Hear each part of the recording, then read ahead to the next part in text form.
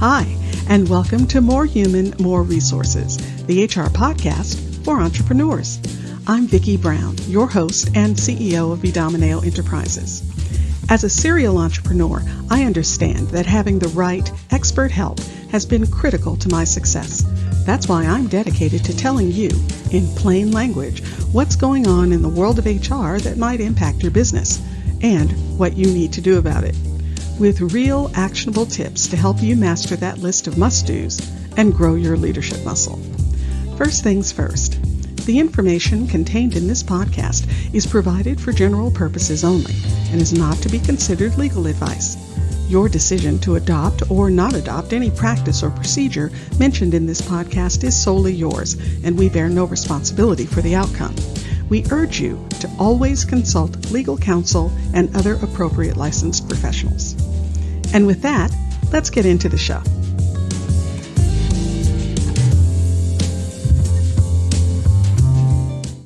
In this week's episode, our question of the day is, who's to blame?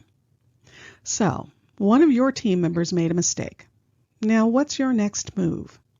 So often when someone on our team makes a mistake, particularly when it's a big or impactful mistake, we don't think about our next move at all. We just react.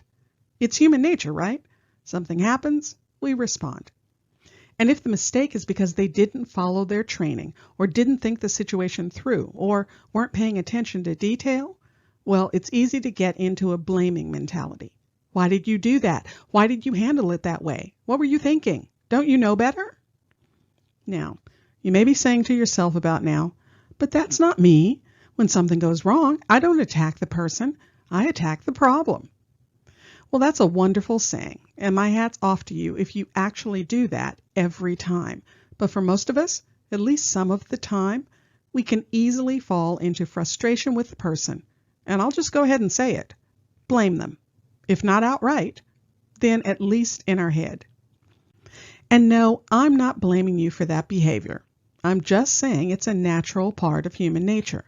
But it is a part you, as a leader, have to recognize and stop dead in its tracks. Why? Well, for hundreds of reasons. But since we have limited time, I'll just give you my top 6. Number 1, when you start pointing fingers and blaming, and let's be honest, maybe even yelling about it, what do you think the other team members are thinking? And don't be naive. They are seeing and hearing what's going on. And when they see the boss blaming and punishing someone on the team, it makes them go into self-protection mode. After all, no one likes being yelled at.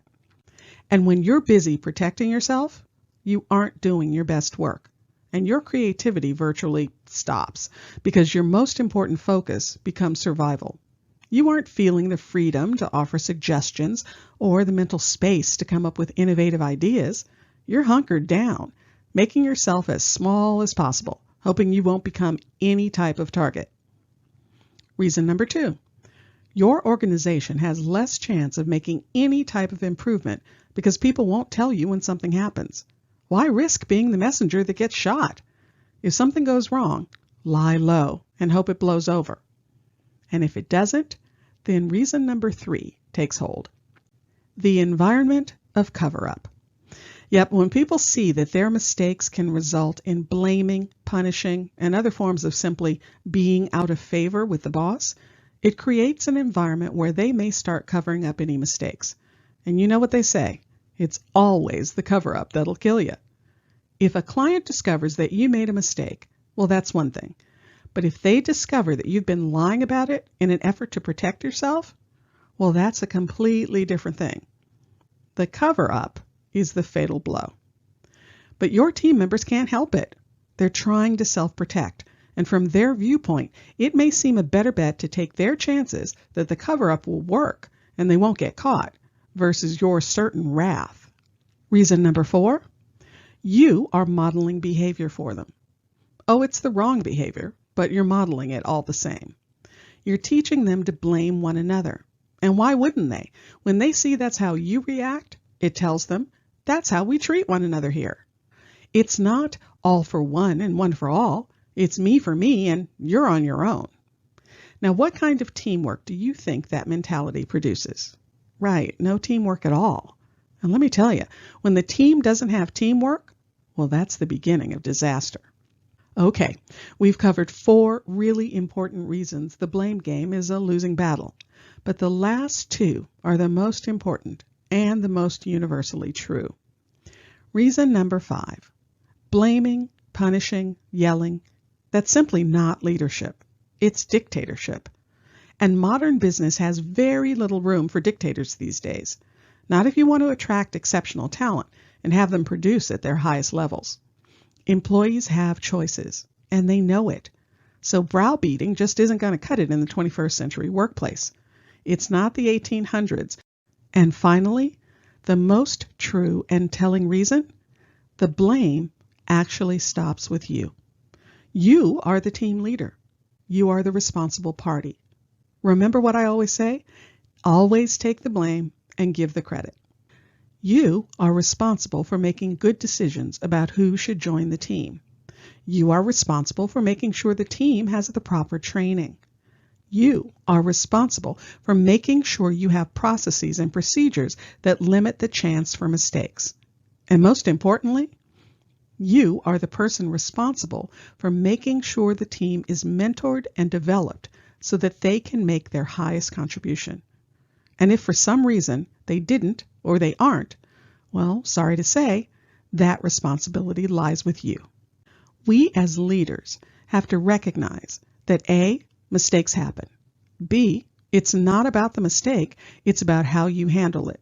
And C, you set the tone.